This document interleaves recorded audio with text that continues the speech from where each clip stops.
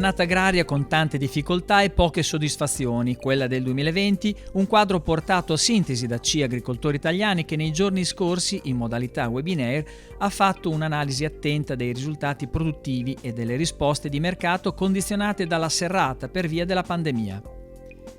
I problemi non sono mancati anche per la silvicoltura, inserita molto tardi fra le attività ammesse durante il lockdown. Un'attività importante sia per chi la esercita, sia per il mantenimento dei boschi e la tutela del territorio. Le restrizioni da Covid hanno aggravato inoltre la pressione della fauna selvatica, aumentata senza controllo. Ma nel dettaglio, i settori più colpiti li ha descritti Lucia Betti, che ha portato a sintesi i dati raccolti sul territorio. Le colture che hanno sofferto di più sono state sicuramente, e non per colpa dell'emergenza sanitaria, le drupacee, quindi albicocche, pesche, nettarine, susine, e fa compagnia a questo gruppo l'actinidia. E le drupacee hanno sofferto e sono state pressoché anche decimate a causa delle gelate di fine marzo e inizio aprile. La produzione, faccio un esempio, l'albicocco l'anno scorso ha avuto una resa media di 200 quintali per ettaro, quest'anno la resa media è di 10 quintali per ettaro. La tabella Excel mi dava 0 come risultato quando abbiamo inserito i dati. Anche le altre drupacee hanno seguito questo pesante arretramento, quindi c'è una contrazione della produzione notevole. Diciamo che le colture che hanno registrato un aumento di produzione sono il ciliegio, ed è prevalente nella provincia di Forlì Cesena, e il pero, che ha avuto rispetto ad altre situazioni tipo il modenese o il ferrarese, ha avuto una produzione maggiore. In questa produzione maggiore probabilmente ci sarà più frutta di seconda scelta, però la produzione è maggiore e nella nostra in Romagna sono avuti meno problemi legati sia alla cimice asiatica sia alla cerchiatura da freddo, che invece in altre province sono stati veramente devastanti. Gli agricoltori quest'anno a gennaio erano partiti con la manifestazione di Piazza Ferrara per chiedere alle istituzioni che venisse riconosciuto il valore strategico dell'agricoltura e dell'agroalimentare. Riteniamo che l'emergenza sanitaria abbia fatto capire abbastanza quale sia il valore strategico dell'agricoltura e dell'agroalimentare. E bisogna, secondo me, capire se l'arretramento che c'è stato, perché non si è trattato solo di uno stop, c'è stato un arretramento, può essere considerato come un modo per prendere la rincorsa, per il riscatto, e non per arrendersi. Secondo me, secondo noi, ci sono tanti spunti che possono essere presi per cercare di guardare al domani. E in tutto questo, ad esempio, c'è stata un'accelerazione della vendita diretta delle aziende agricole, c'è stata un'accelerazione della consegna a domicilio, anche degli agriturismi e anche dell'e-commerce. Quindi non so, sia ortofrutta, agriturismi potrebbero essere delle chiavi di svolta un po' per tutti, e da qui vedere quali possono essere le azioni per guardare al domani un po' più positivamente. Quali sono state le maggiori difficoltà in quest'annata? Questo 2020, diciamo così, ci sono settori che hanno avuto difficoltà pesantissime legate all'emergenza sanitaria che stiamo vivendo, e sono in particolare il settore agrituristico e il settore del florovivaismo. Anche qui da noi in Romagna, nelle province che consideriamo Forlì, Cesena, Rimini e Ravenna, si sono fatti sentire pesantemente gli effetti delle chiusure e gli effetti delle, appunto, restrizioni che abbiamo dovuto seguire e dobbiamo seguire per contrastare questa situazione. E la realtà degli agriturismi è una realtà importante anche qui da noi, e ci sono state in certi casi molte meno presenze, e in certi periodi dell'anno, in particolare quelli clou, aprile e maggio, proprio pressoché l'azzeramento delle presenze. Poi c'è stata una piccola ripresa che però insomma, non è paragonabile agli andamenti degli anni precedenti. Aperti i lavori Danilo Misirocchi, che ha ripercorso le tappe di un'annata che ha arrecato danni non solo all'agricoltura, ma che ora impedisce gli spostamenti e rende difficile l'attività venatoria. Ovviamente questa qui è stata un'annata agraria tutta particolare, l'attività agricola ha continuato a lavorare, non aveva subito chiusure contrariamente ad altre, ma non poteva essere diversamente, però stiamo subendo tutti gli effetti come gli altri, perché comunque poi ci sono le incidenze dei mercati, dei trasporti, delle forniture e quant'altro. Qual è il settore e le colture che hanno sofferto di più? Nel nostro settore dipende molto dal tipo di commercializzazione, perché ciò che andava verso la grande distribuzione aveva un tipo di percorso, quello che andava verso i canali Horeca ne ha sofferto in maniera importante. Poi gli agriturismi ovviamente ne hanno sofferto in maniera importante, ma noi abbiamo l'aggravante non da poco che oltre alla pandemia dal punto di vista economico abbiamo avuto anche l'effetto delle gelate, che per estensione di entità non si ricorda a memoria l'uomo di gelate così importanti in questo territorio, soprattutto appunto in Romagna.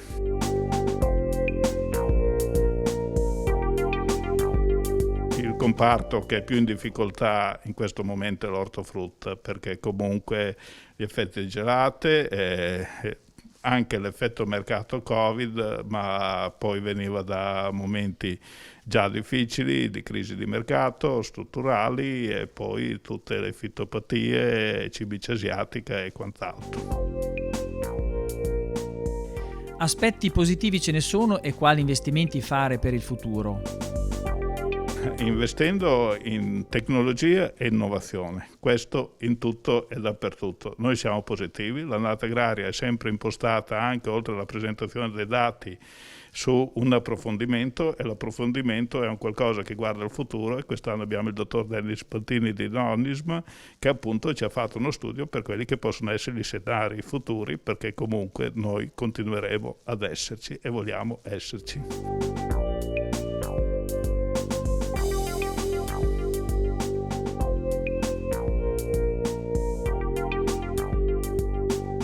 L'annata agraria molto difficile, perché soprattutto qui in Romagna siamo partiti veramente male con le gelate tardive che hanno portato seri danni alla frutticoltura romagnola, quindi l'annata è cominciata veramente male, perdite di produzione molto importanti per i produttori, quindi è cominciata così ed è proseguita con tutte le difficoltà del caso legate al Covid, quindi chiaramente soprattutto per le aziende medio-piccole che non si rivolgono alla grande distribuzione, chiaramente le difficoltà sono state ben maggiori rispetto alle altre. Al di là di questo, sicuramente alcune difficoltà legate ai prezzi di talune produzioni che continuano ad essere piuttosto basse, quindi insoddisfacenti, e quindi le difficoltà ci sono tutte, ripeto, a livello regionale, soprattutto in questa area, in questo territorio, le difficoltà sono state sicuramente maggiori. Come affrontare queste annate difficili? Chiaro che veniamo anche da annate piuttosto particolari, molto difficili, legate soprattutto a fitopatie come ad esempio la cimice asiatica, quindi si sta cercando di intervenire per risarcire i danni da cimice rispetto agli anni precedenti.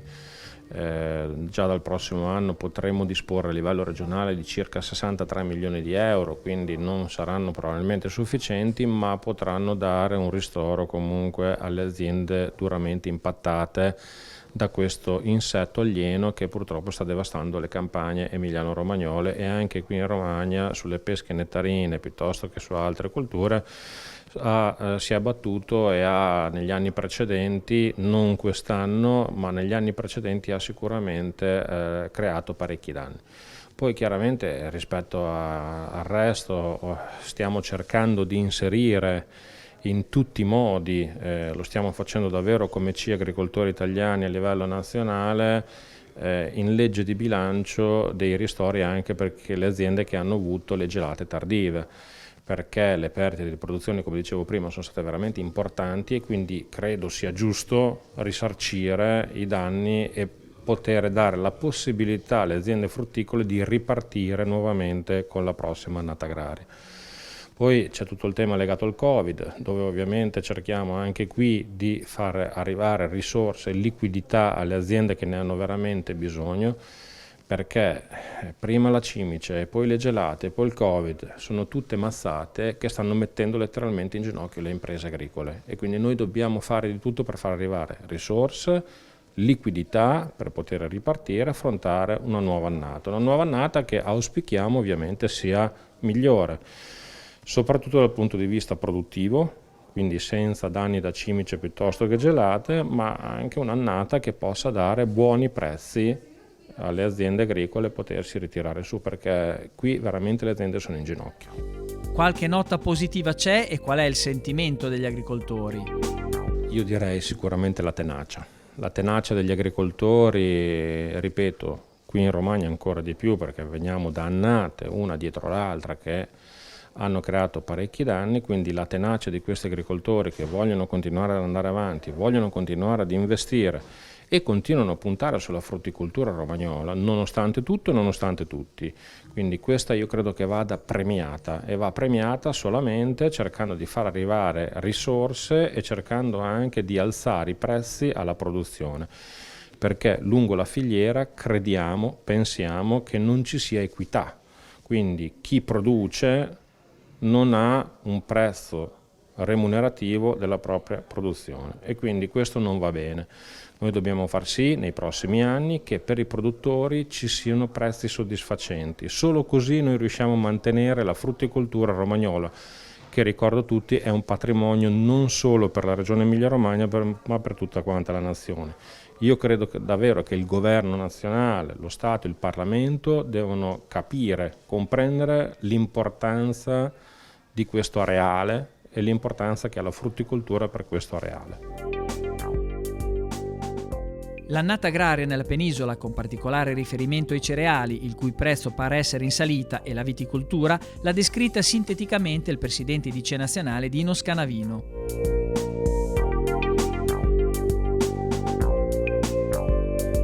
Un'annata che, come tutte le annate, ha luci e ombre, abbiamo avuto dei problemi in Emilia Romagna, in particolare sulle gelate primaverili che hanno ridotto i raccolti, quelli frutticoli, in modo drastico, e invece un'ottima campagna per l'uva che ha prodotto un'ottima qualità in quantità importanti.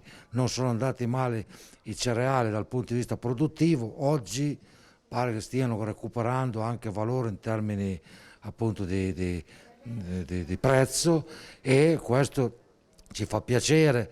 Certo, è probabile che siamo anche un po' nel cuore di una speculazione a livello mondiale che porta sul prezzo i cereali. Vedremo come va a finire. La situazione è difficile e attorno a una situazione come questa è difficile fare previsioni. Penso ad esempio ai vini di alta qualità, quelli che vanno alla ristorazione, ma a tutte le produzioni, anche i tagli nobili dei bovini che vanno a un consumo, diciamo, a mense di alto livello, alla ristorazione. Lì andremo ancora una volta in difficoltà perché ovviamente, essendo chiusi quei locali, si farà fatica a smaltire della merce che generalmente mancava. Quindi cambia anche un po' il modo di interpretare i movimenti dei consumatori, dei cittadini, si muovono in modo diverso, stanno di più a casa, non vanno in ufficio, non vanno al lavoro, lavorano in smart working e quindi si comportano diversamente. E noi stiamo studiando quali sono i modi per andare incontro alle nuove esigenze dei cittadini, non farli rimanere in difficoltà rispetto anche a un packaging magari sproporzionato rispetto alle esigenze. Se uno vive da solo e lavora da solo in casa, dobbiamo portargli delle porzioni che siano adeguate a una persona sola, cosa che non accadeva prima, anzi nelle mense collettive ci andava un packaging di grandi dimensioni. Sta cambiando il mondo, bisogna stare attenti a seguirlo con attenzione.